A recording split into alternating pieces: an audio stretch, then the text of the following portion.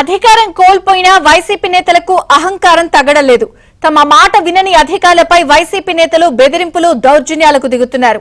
పశ్చిమ గోదావరి జిల్లా సద్దుగడపలో గ్రామీణ నీటి సరఫరా విభాగంలో పనిచేస్తున్న అసిస్టెంట్ ఇంజనీర్ లోకేష్ పై అగ్నికుల క్షత్రియ సంక్షేమ సంఘం కార్పొరేషన్ మాజీ చైర్మన్ వైసీపీ నేత నాగరాజు, అతని అనుచరులు బెదిరింపులకు పాల్పడ్డారు.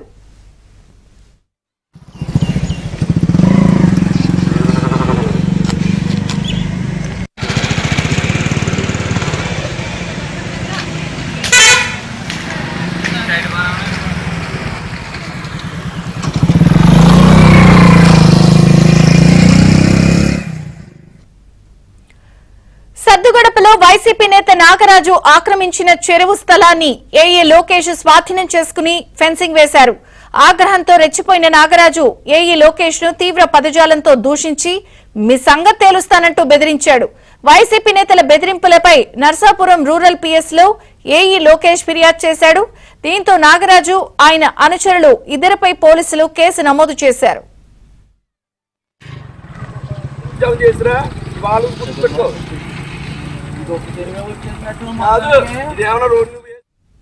పశ్చిమ గోదావరి జిల్లాలో వైసీపీ నేతలు బెదిరింపులకు పాల్పడ్డారు. చెరువు స్థలాన్ని ఆక్రమించిన వైనంలో వివరాలు రాంబాబు అందిస్తారు. రాంబాబు, ఇప్పటికీ వాళ్ళ అహంకారం తగ్గట్లేదు. ఇప్పటికీ వాళ్ళ అధికారంలో ఉన్నట్లుగానే భావిస్తున్నారు. అధికారులపైన ప్రజలపైన దౌర్జన్యకాండ కొనసాగిస్తూనే ఉన్నారు. అటువంటి సంఘటన నర్సాపురం మండలంలో జరిగింది. నర్సాపురం మండలంలో ఆర్డర్స్ సంబంధించి ఉన్న చెరువులను కొంతమంది ఆ వైసీపీ నాయకులు ఆక్రమించారు.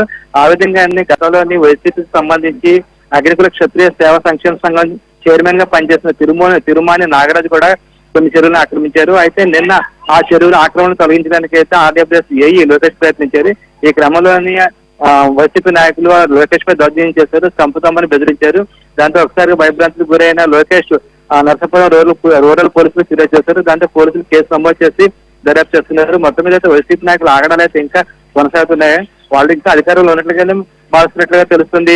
విజయచంద్రిక. Thank you Rambabu.